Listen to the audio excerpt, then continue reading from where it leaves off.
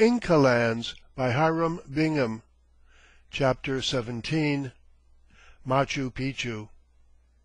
It was in July, 1911, that we first entered that marvelous canyon of the Urubamba, where the river escapes from the cold regions near Cuzco by tearing its way through gigantic mountains of granite. From Torontoy to Colpani the road runs through a land of matchless charm. It has the majestic grandeur of the Canadian Rockies, as well as the startling beauty of the Nuuanu Pali near Honolulu, and the enchanting vistas of the Koolau Ditch Trail on Maui. In the variety of its charms and the power of its spell, I know of no place in the world which can compare with it. Not only has it great snow peaks looming above the clouds more than 2 miles overhead, gigantic precipices of many-colored granite rising sheer for thousands of feet above the foaming, glistening, roaring rapids, it has also in striking contrast orchids and tree ferns, the delectable beauty of luxurious vegetation, and the mysterious witchery of the jungle. One is drawn irresistibly onward by ever-recurring surprises through a deep, winding gorge, turning and twisting past overhanging cliffs of incredible height.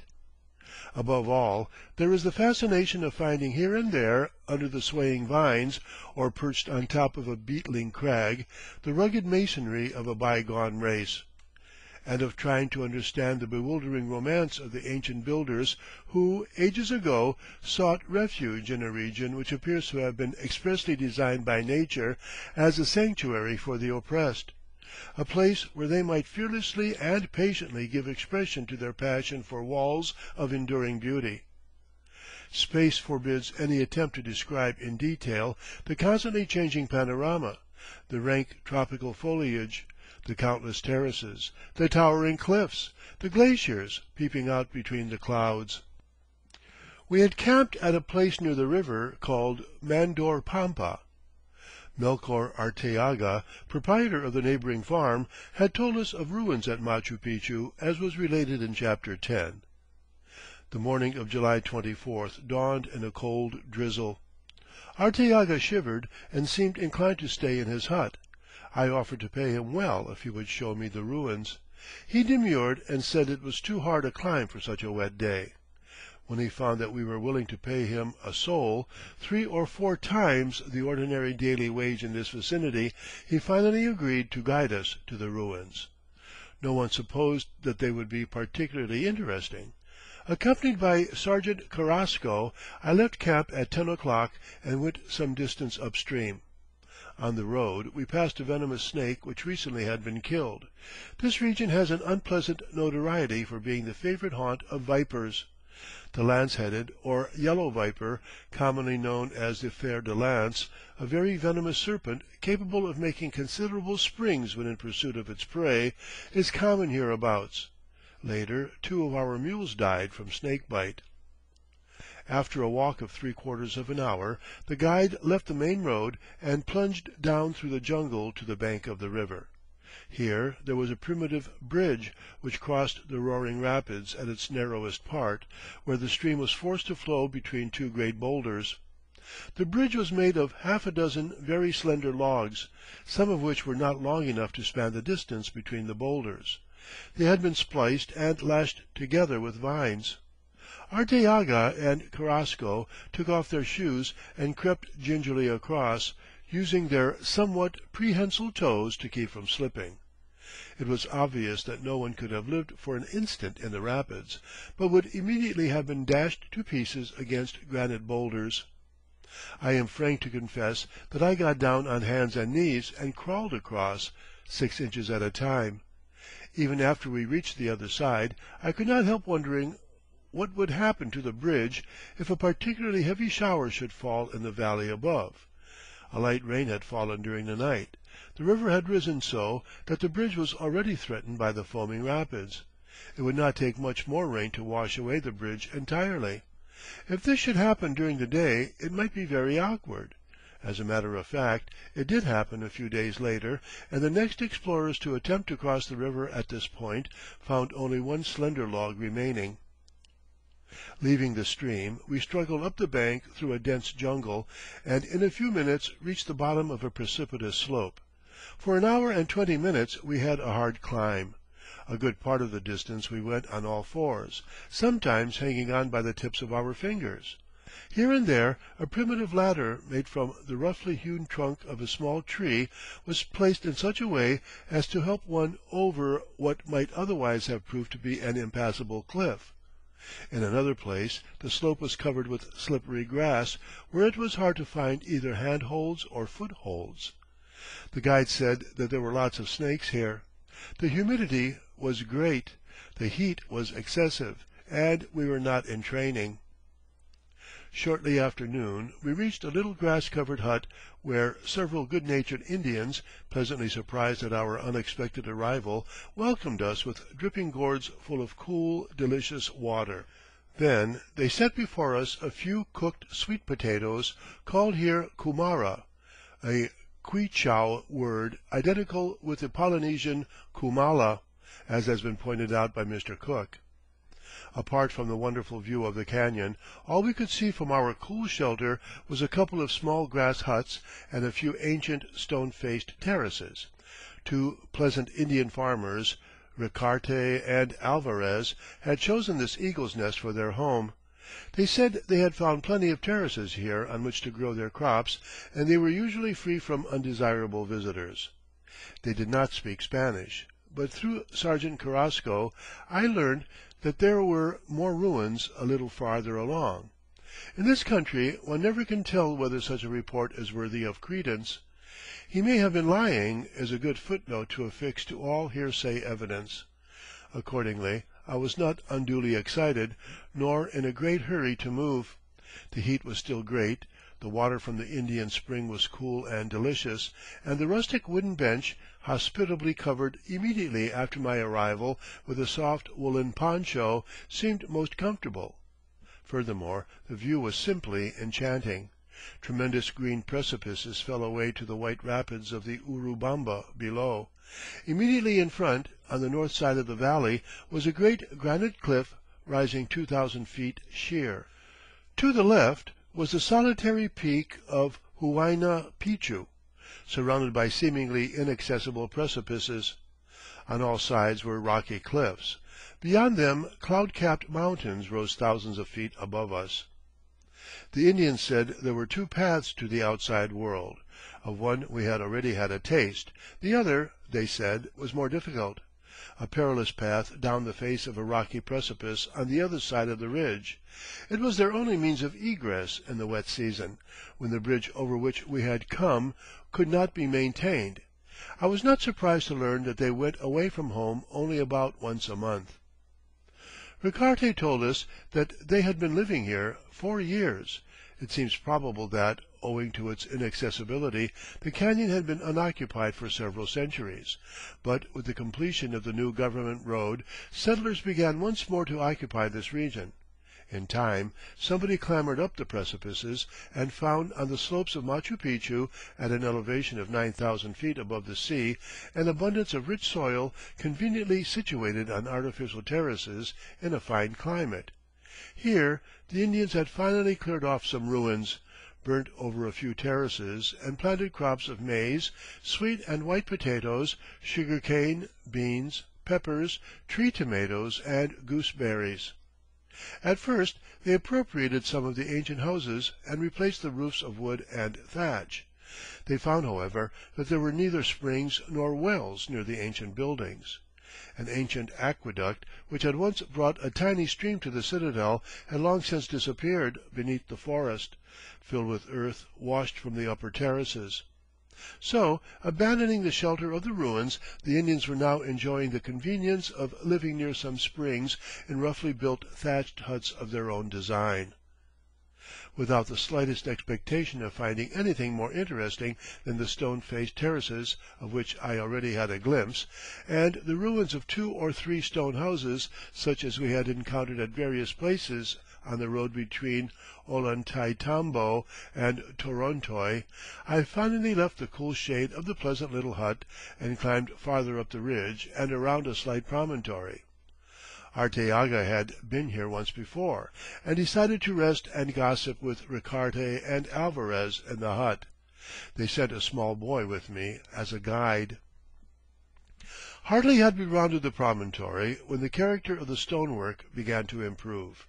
A flight of beautifully constructed terraces, each 200 yards long and 10 feet high, had then recently rescued from the jungle by the Indians.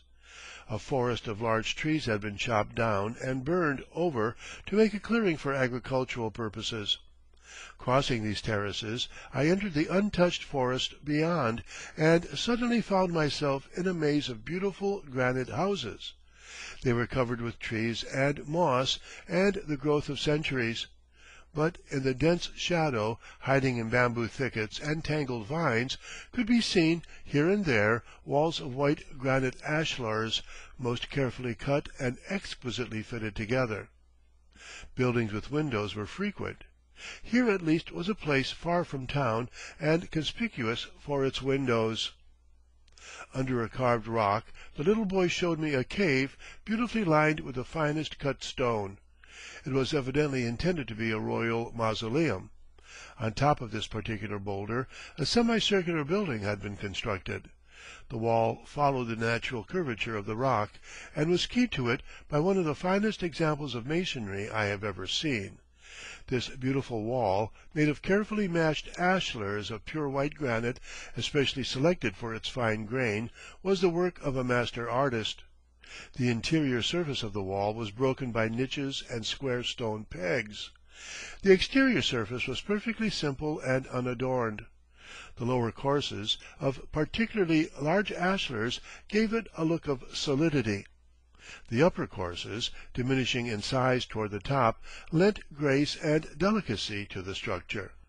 The flowing lines, the symmetrical arrangement of the ashlars, and the gradual gradation of the courses combined to produce a wonderful effect, softer and more pleasing than that of the marble temples of the Old World. Owing to the absence of mortar, there are no ugly spaces between the rocks. They might have grown together. The elusive beauty of this chaste, undecorated surface seems to me to be due to the fact that the wall was built under the eye of a master mason who knew not the straight edge, the plumb rule, or the square. He had no instruments of precision, so he had to depend on his eye. He had a good eye, an artistic eye, an eye for symmetry and beauty of form. His product received none of the harshness of mechanical and mathematical accuracy. The apparently rectangular blocks are not really rectangular. The apparently straight lines of the courses are not actually straight in the exact sense of that term. To my astonishment, I saw that this wall and its adjoining semicircular temple over the cave were as fine as the finest stonework in the far-famed Temple of the Sun in Cuzco. Surprise followed surprise in bewildering succession. I climbed a marvelous great stairway of large granite blocks, walked along a pampa where the Indians had a small vegetable garden, and came into a little clearing. Here were the ruins of two of the finest structures I have ever seen in Peru. Not only were they made of selected blocks of beautifully grained white granite, their walls contained ashlars of cyclopean size, 10 feet in length and higher than a man. The sight held me spellbound. Each building had only 3 walls and was entirely open on the side toward the clearing. The principal temple was lined with exquisitely made niches, 5 high up at each end and 7 on the back wall. There were 7 courses of ashlars in the end walls. Under the 7 rear niches was a rectangular block 14 feet long, probably a sacrificial altar. The building did not look as though it had ever had a roof. The top course of beautifully smooth ashlars was not intended to be covered. The other temple is on the east side of the pampa. I called it the Temple of the 3 Windows. Like its neighbor, it is unique among Inca ruins. Its eastern wall, overlooking the citadel, is a massive stone framework for 3 conspicuously large windows, obviously too large to serve any useful purpose, yet most beautifully made with the greatest care and solidity. This was clearly a ceremonial edifice of peculiar significance. Nowhere else in Peru, so far as I know, is there a similar structure conspicuous as a masonry wall with 3 windows. These ruins have no other name than that of the mountain on the slopes of which they are located. Had this place been occupied uninterruptedly, like Cuzco and Ollantaytambo, Machu Picchu would have retained its ancient name. But during the centuries when it was abandoned, its name was lost. Examination showed that it was essentially a fortified place, a remote fastness protected by natural bulwarks, of which man took advantage to create the most impregnable stronghold in the Andes. Our subsequent excavations and the clearing, made in 1912, to be described in a subsequent volume, has shown that this was the chief place in Uilcapampa. It did not take an expert to realize, from the glimpse of Machu Picchu on that rainy day in July, 1911, when Sergeant Carrasco and I first saw it, that here were most extraordinary and interesting ruins. Although the ridge had been partly cleared by the Indians for their fields of maize, so much of it was still underneath a thick jungle growth. Some walls were actually supporting trees 10 and 12 inches in diameter, that it was impossible to determine just what would be found here. As soon as I could get hold of Mr. Tucker, who was assisting Mr. Hendriksen, and Mr. Lanius, who had gone down the Urubamba with Dr. Bowman, I asked them to make a map of the ruins. I knew it would be a difficult undertaking, and that it was essential for Mr. Tucker to join me in Arequipa not later than the 1st of October for the ascent of Coropuna. With the hearty aid of Ricarte and Alvarez, the surveyors did better than I expected. In the 10 days while they were at the ruins, they were able to secure data from which Mr. Tucker afterwards prepared a map which told better than could any words of mine the importance of this site and the necessity for further investigation. With the possible exception of one mining prospector, no one in Cuzco had seen the ruins of Machu Picchu or appreciated their importance. No one had any realization of what an extraordinary place lay on top of the ridge. It had never been visited by any of the planters of the lower Urubamba Valley, who annually passed over the road which winds through the canyon 2,000 feet below. It seems incredible that this citadel, less than 3 days' journey from Cuzco, should have remained so long undescribed by travelers and comparatively unknown even to the Peruvians themselves. If the conquistadores ever saw this wonderful place, some reference to it surely would have been made. Yet nothing can be found which clearly refers to the ruins of Machu Picchu. Just when it was first seen by a Spanish-speaking person is uncertain. When the Count de Sartiges was at Huadquiña in 1834, he was looking for ruins. Yet, although so near, he heard of none here. From a crude scrawl on the walls of one of the finest buildings, we learned that the ruins were visited in 1902 by Lizarraga, lessee of the lands immediately below the bridge of San Miguel. This is the earliest local record.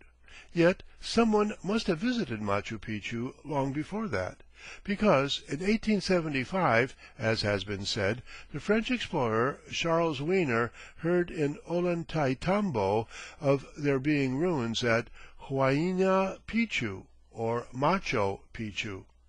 He tried to find them. That he failed was due to there being no road through the canyon of Torontoy, and the necessity of making a wide detour through the pass of Panticalla and the Lucumayo Valley, a route which brought him to the Urubamba River at the bridge of Chuquichaca, 25 miles below Machu Picchu. It was not until 1890 that the Peruvian government, recognizing the need of the enterprising planters who were opening up the lower valley of the Urubamba, decided to construct a mule trail along the banks of the river through the Grand Canyon to enable the much desired coca and aguardiente to be shipped from Huadquiña, Maranura, and Santa Ann to Cuzco more quickly and cheaply than formerly. This road avoids the necessity of carrying the precious cargoes over the dangerous snowy passes of Mount Veronica and Mount Salcante, so vividly described by Raimondi the Sartiges and others. The road, however, was very expensive, took years to build, and still requires frequent repair. In fact, even to day, travel over it is often suspended for several days or weeks at a time, following some tremendous avalanche. Yet it was this new road which had led Melchor Arteaga to build his hut near the arable land at Mandor Pampa, where he could raise food for his family and offer rough shelter to passing travelers. It was this new road which brought Ricarte Alvarez and their enterprising friends into this little known region, gave them the opportunity of occupying the ancient terraces of Machu Picchu, which had lain fallow for centuries, encouraged them to keep open a passable trail over the precipices, and made it feasible for us to reach the ruins. It was this new road which offered us in 1911 a virgin field between Ollantaytambo and Huadquiña, and enabled us to learn that the Incas, or their predecessors, had once lived here in the remote fastnesses of the Andes, and had left stone witnesses of the magnificence and beauty of their ancient civilizations, more interesting and extensive than any which have been found since the days of the Spanish conquest of Peru. End of Section 27. Recording by William Tomko.